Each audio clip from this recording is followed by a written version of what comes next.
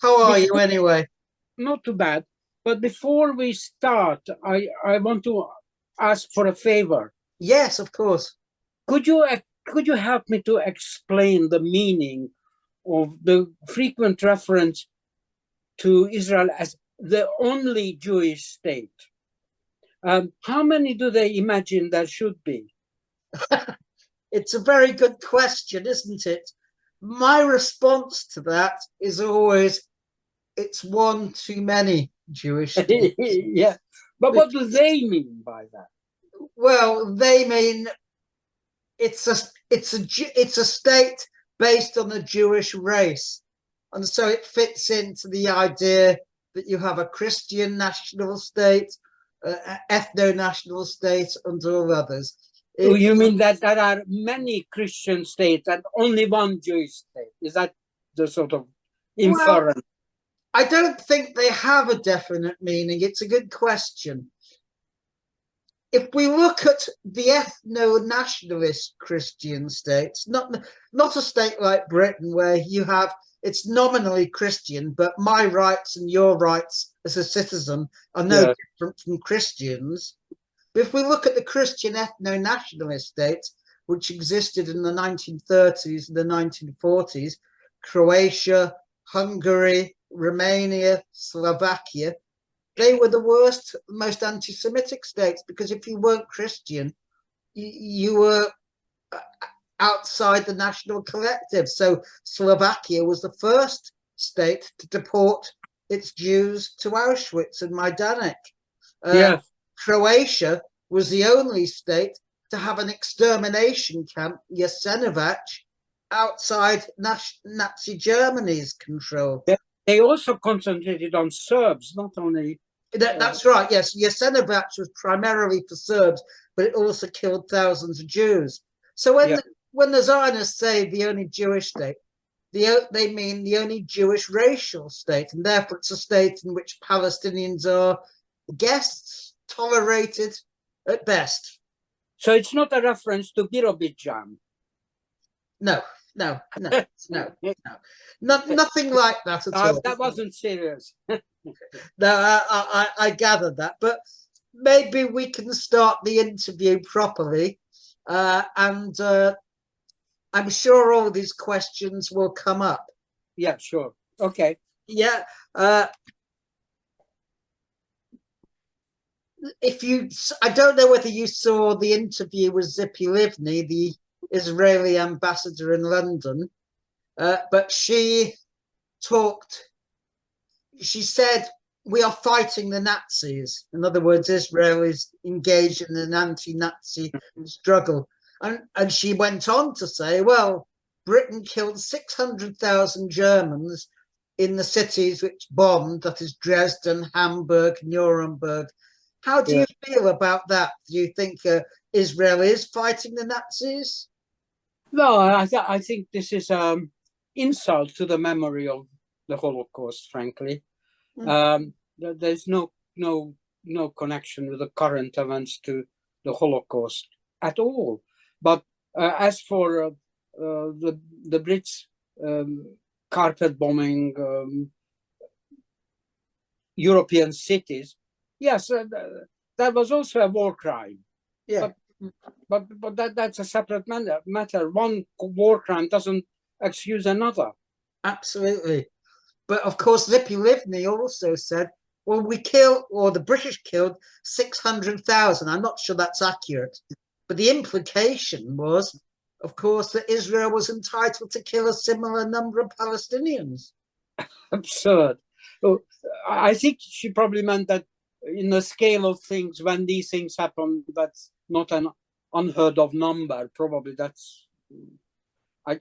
I don't think that even she would claim that that is gives a right to.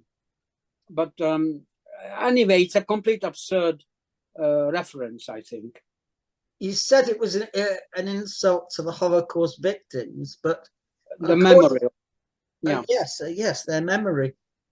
But Israel, of course, is not a defenseless Jewish refugee hiding out in Vienna or Prague or whatever. Israel is a military state. What do you think of the comparison? I mean, how would you compare the Palestinian refugees, or who would you compare them with? Well, I think that obviously the Palestinians themselves have been victims and victimized and colonized over a number of decades, as we know, in a most brutal fashion. And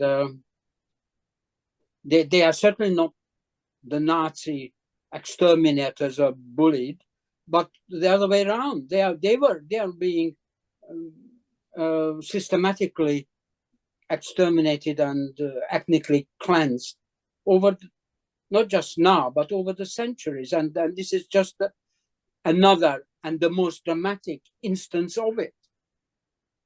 Are you aware that Netanyahu recently in a speech in Hebrew compared the Palestinians to Amalek? Do you know the biblical reference?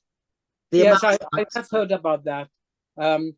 Sort of completely dehumanized enemy. Well, God commanded the Israelites, King Saul, to wipe out the Amalekites, every man, woman, child, and suckling infant. And I just wondered if you had any comments upon that. Well, I think that all these biblical references are absurd, is my opinion, because I'm not a Bible-bashing fundamentalist to believe any bit of it, frankly, and to refer to that as any kind of justification or invoking it in order to dehumanize your current opponents is absurd and insulting. It's not can't be taken seriously, but one aspect of it is serious, that over the long period of this drip propaganda in denying the humanity of the Palestinians by various comparisons and practices, affects the Israeli population in a most awful way.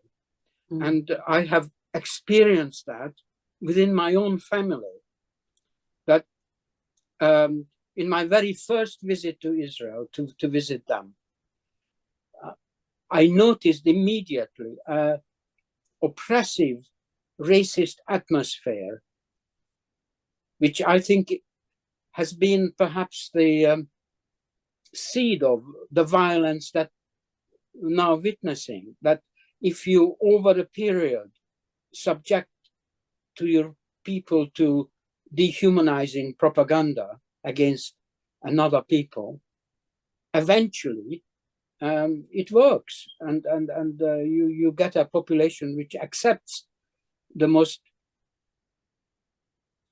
horrendous treatment of another people. Yeah. And the seeds of it were there already in the 60s. I saw it. And what I found particularly problematic, I think I talked about this in the past, that I found that my immediate family, some of whom were subject to the Holocaust dehumanizing experience themselves, had also been affected by this and viewed Palestinians in a racist manner, sometimes even in an extreme form. And some of these people I'm referring to, a cousin and an aunt, were actually behaving very steadfastly and properly during the Holocaust and the dangerous times, and were even at times heroic in resisting it. And yet they themselves fell victim to this dehumanizing propaganda, I think. Yes. Yeah, no, fine. I wanted to quote to you Yehuda Alkan. I don't know whether you've heard of him. He was a professor at the Central European University in Budapest before Viktor Orban, Israel's anti-Semitic friend, forced him out. And he said, this was a famous article in March 1988 in Haaretz. He said, a profound existential angst fed by a particular interpretation of the lessons of the Holocaust, that we are the eternal victim. In this ancient belief, I see the tragic and paradoxical victory of Hitler.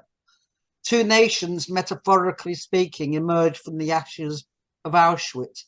A minority who asserted this must never happen again, and a frightened and haunted majority who assert this must never happen again to us.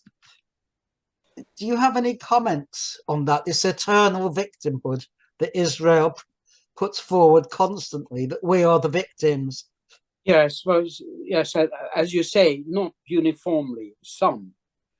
And I think there's a parallel with domestic violence, that in a way, those who suffer the most awful domestic violence in their childhood, etc., sometimes paradoxically turn out to be abusers themselves.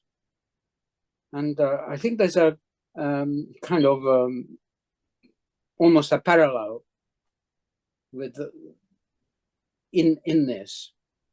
Except, of course, that in Israel, it isn't just a few individuals, it's a state ideology itself, which propagandizes and publicizes that we are the victims, we are the eternal victims of the Holocaust. And today, that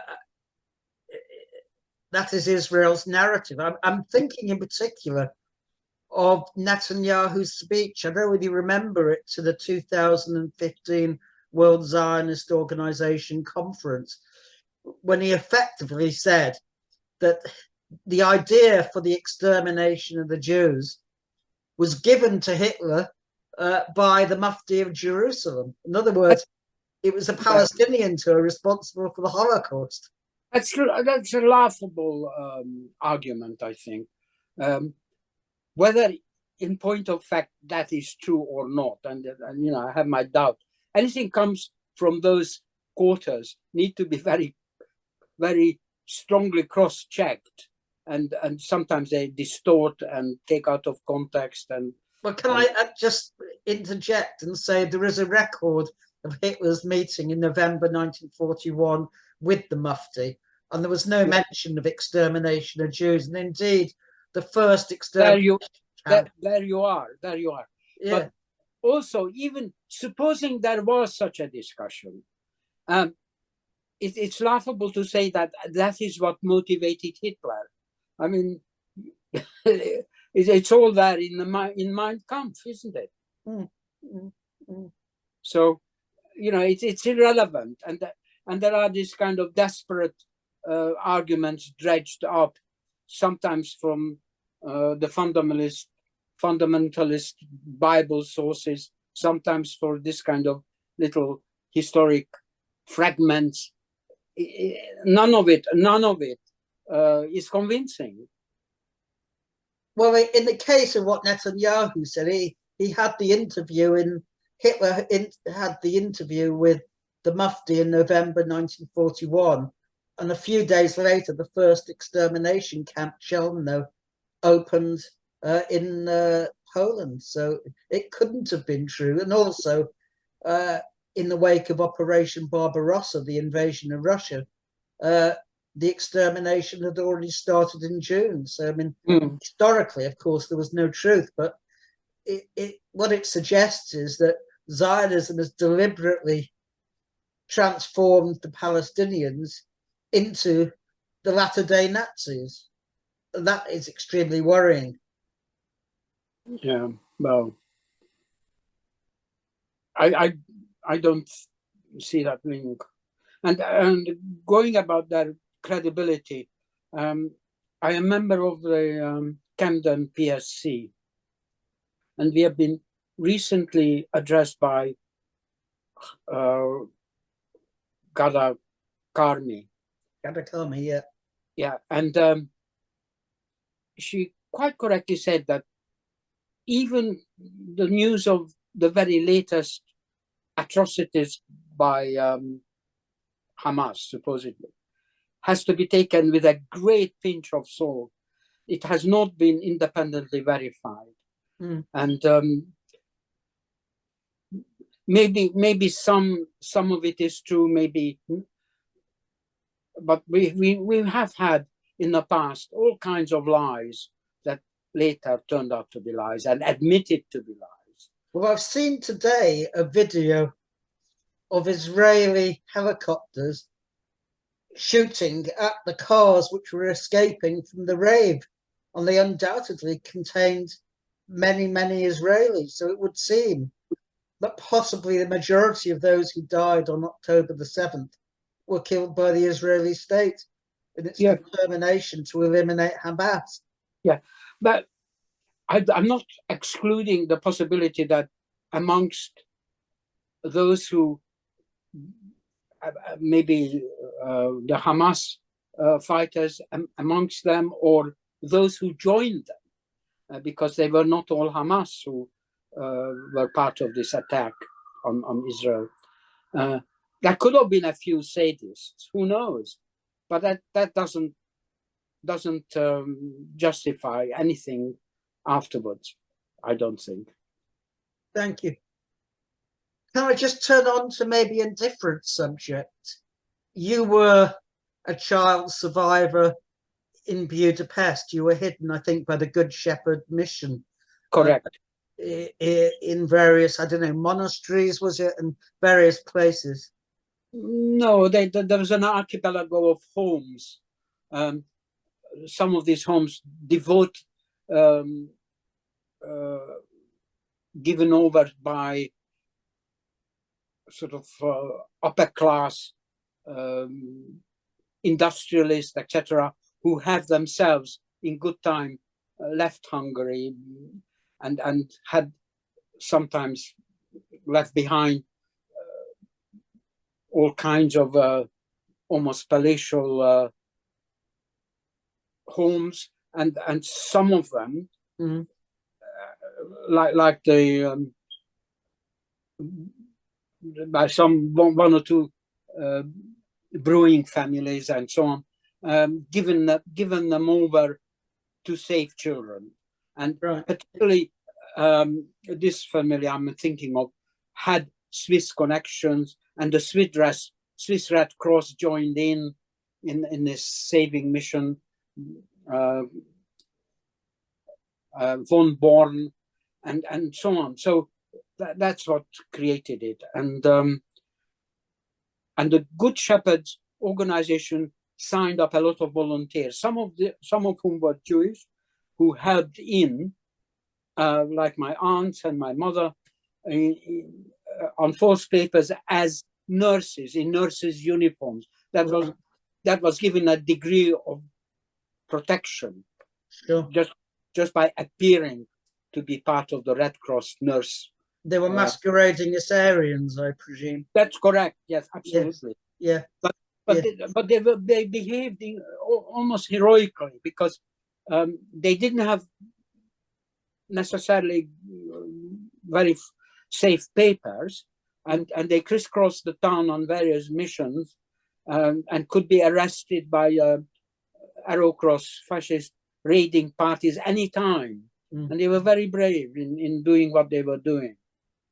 And nonetheless, some of them later in Israel became Zionists, nationalists. It's amazing. And others not. Others joined the Communist Party in Hungary. Right, thank you. Have you read my book on Zionism during the Holocaust yet? Or not? I haven't read it fully, Tony. I read the sections relating to Hungary. Right, okay. I was going to ask you, what is your view of the Zionist record during the Holocaust, in particular with reference to Rudolf Kastner and the Hungarian Zionists? Yeah. Well, first of all, Kastner was a late arrival into the Hungarian Jewish organizational scene. Mm. He came from Transylvania. Yeah, yeah. And he was a very clever sort of diplomat in a way, and with all kinds of high up connections to the international Zionist movement. And he managed to impress the Hungarian Jewish, much more conservative Jewish leadership. And he has been given a certain amount of free play. And he negotiated, as we know, with Eichmann and his lot a number of times to save, inverted commas, or in reality even, a certain group of Jews against various services to the Nazis. Thereby, he was a collaborator. Although as a byproduct, he did save a number of people who were dubiously selected, either with connection to the Transylvanian scene where he came from, like my family on my mother's side. That was our family's entry into it, or because they were wealthy enough to make contributions to satisfy the Nazis with all kinds of payoffs of money and in kind, the various war material and so on. Well, there were 1,600 Jewish passengers on the train out of Hungary, but I don't know whether you ever followed the Kastner trial, but his people misinformed people as to where the trains, the deportation trains, were going. And I just take, sorry, I had a call, but I'll take it later. I just wondered if you had any comment.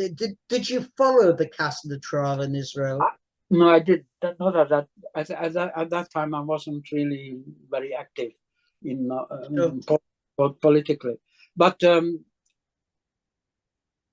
what I know from my father's direct experience is that apparently, and I think this applies to the previous transport. He was in the last transport.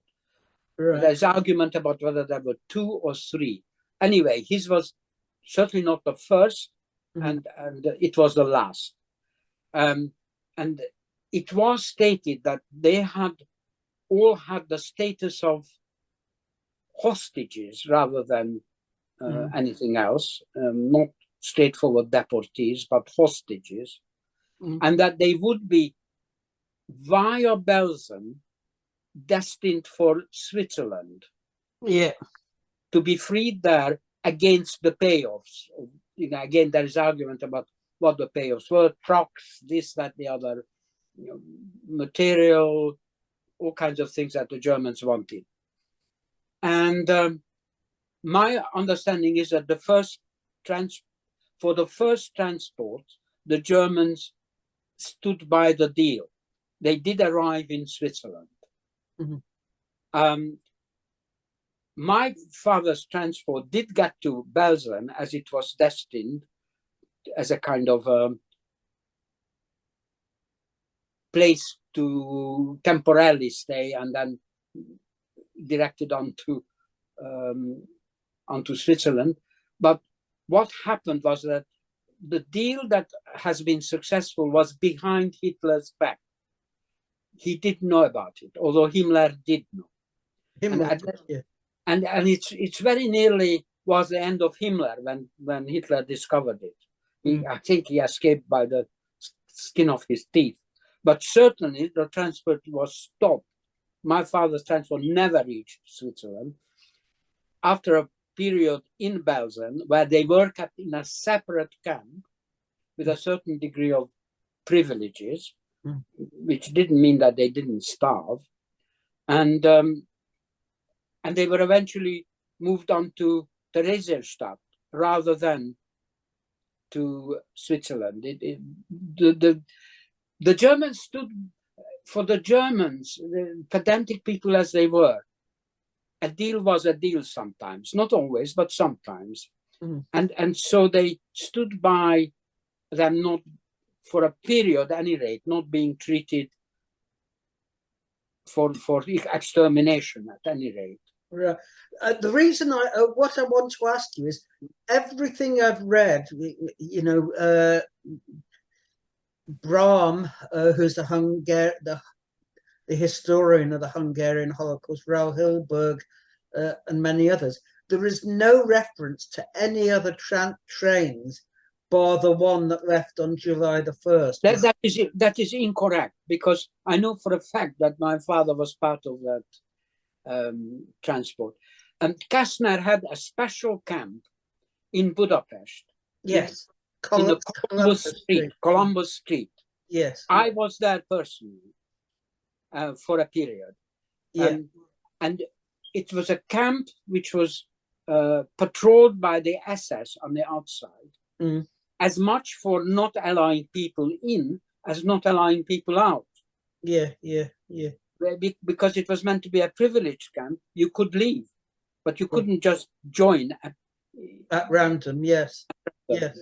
So we were there for a period of time, and I have very clear memories of it. Sure. We weren't brutalized or anything. It was unpleasant, but you know, it wasn't at home. But at one point, the family decided this wasn't going to work, and we left. We went back to our home at that time, which was a starred house. Right, a yellow star house. A yellow star outside. Yeah.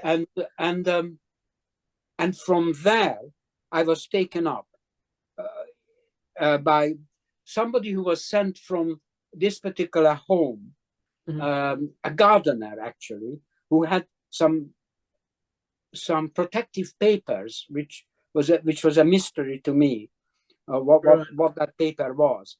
But he took me in his arms and carried me up in 1944 September or October, I think,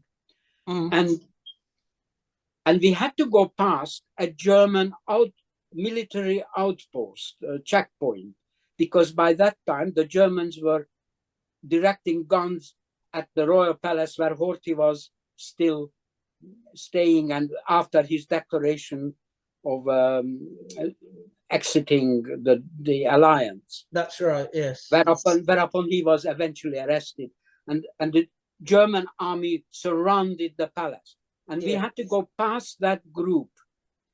Right. And this character who carried me showed a paper, and I reckon it must have had Hitler's signature on it, because suddenly the German guards all stood in attention, looking at this paper, and waved him on. Right, okay, thank you. I just returned to the train. My understanding, there was one train, but there was two which went to Belsen, and then there were two trains from Belsen to Switzerland. But you're saying your father went to Theresienstadt, not No, I'm saying went to Belsen as was planned. Yeah. But there the transfer to Switzerland was stopped, and instead they were kept there in a separate camp for a while, and then transferred eventually to Theresienstadt. Right. Okay. Thank you. If I can go back, can I ask you, what is your view of Zionist?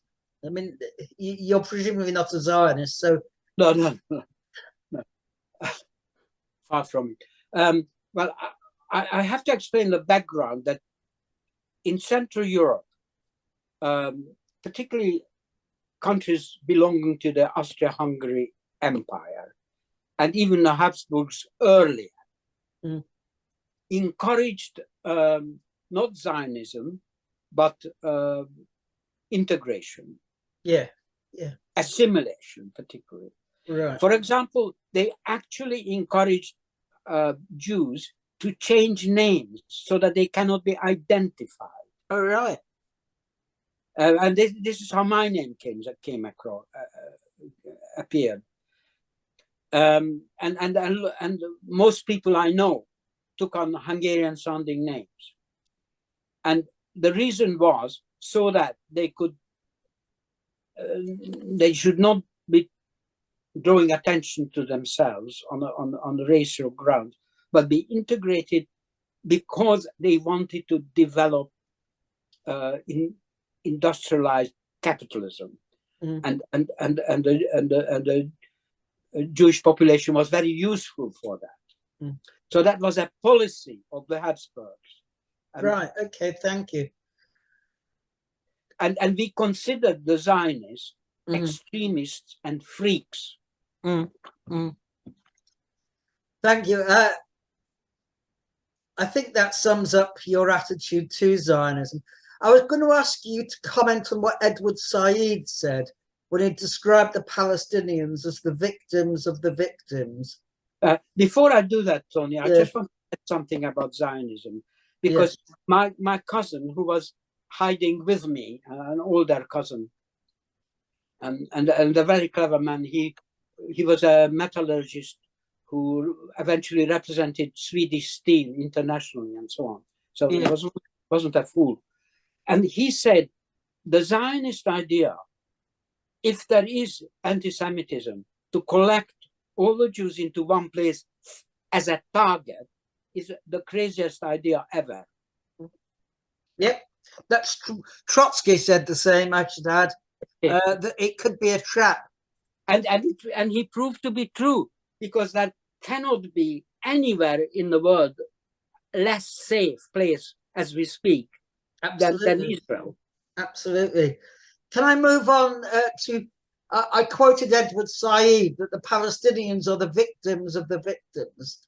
Do you have any comments on that? Because obviously Israelis see themselves as victims, not perpetrators. No, I completely agree with that comment of Said. Actually. Right. Okay, thanks. And if I can move on, sorry, because do you think, and this really follows on, do you think that the lesson from the Holocaust, which Zionism tells us, is that the Jews need a national home, somewhere, a refuge of their own state, in other words? No, I think it's the opposite. I believe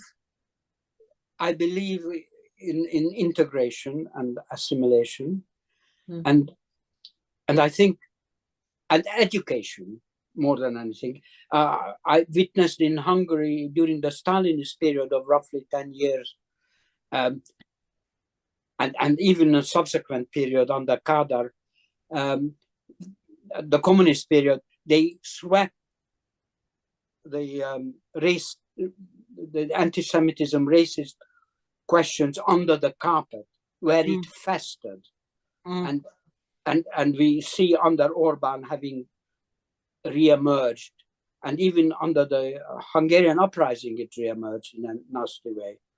So that's not an answer, and only education. And I think the Germans have made very good progress in certain times. I know it deteriorated now, but in confronting and discussing and trying to solve the anti-Semitism issue, I think that is the quickest answer. It will only take 200 years. Right. Can I go back? I sent you something. It was a quote from Yosef Amolgi, who was the Mapai, the Israeli Labour Party's Secretary General at the time of the Eichmann trial. And what he said was, and I quote, "There are thousands of Eichmanns near the borders of Israel. 150 meters from the courtroom where the Eichmann trial took place, there is a border.